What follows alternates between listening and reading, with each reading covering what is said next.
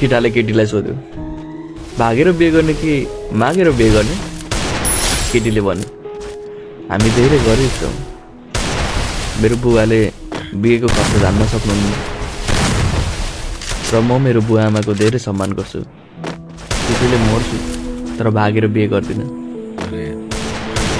तर तिमी मेरो बुबा आमासँग कुरा गर्न सक्छौ, अगाडि उहाँहरूको इच्छा।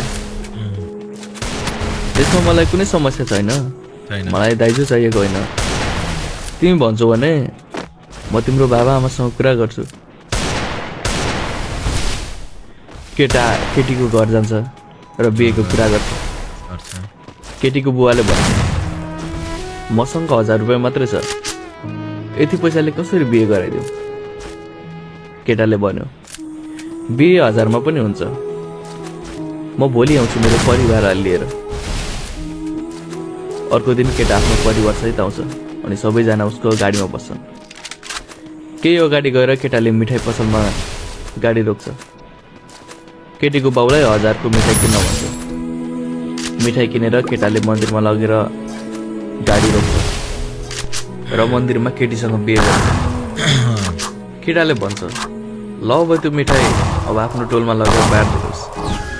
1000 मा बिहे पनि भयो र सबैको मुख पनि मिठो भयो।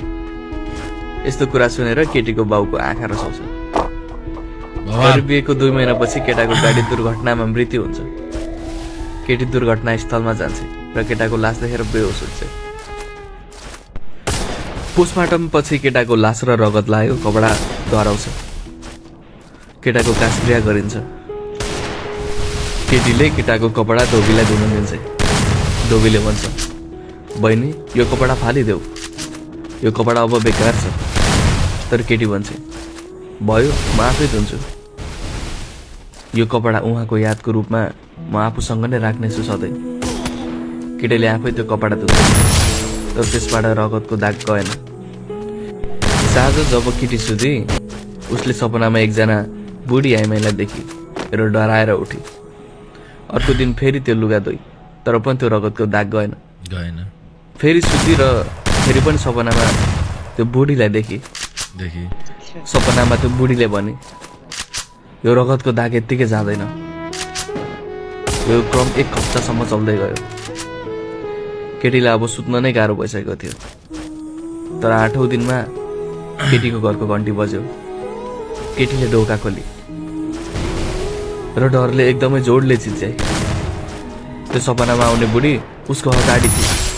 बुढीले भने नडराउ नानी, म जान्दछु कि तिमी त्यो कपडामा भएको रगतको दाग नगएर चिन्तित छौ, तर त्यो दाग यति सजिलै जानेवाला छैन, किनकि तिमीले साबुन नै गलत प्रयोग गरिरहेकी छौ। केटीले उक्त कपडा साबुनले धुँदा रगतको दाग सबै गयो। त्यसकारण जस्तो सुकै दाग हटाउनका लागि पूजा साबुनको प्रयोग गरौ। सुरुमा मेरो पनि दिमाग खराब भएको थियो जब कसैले मलाई यो पठाएको थियो। अब अरूको दिमाग खराब गराउने भयो तपाईँ।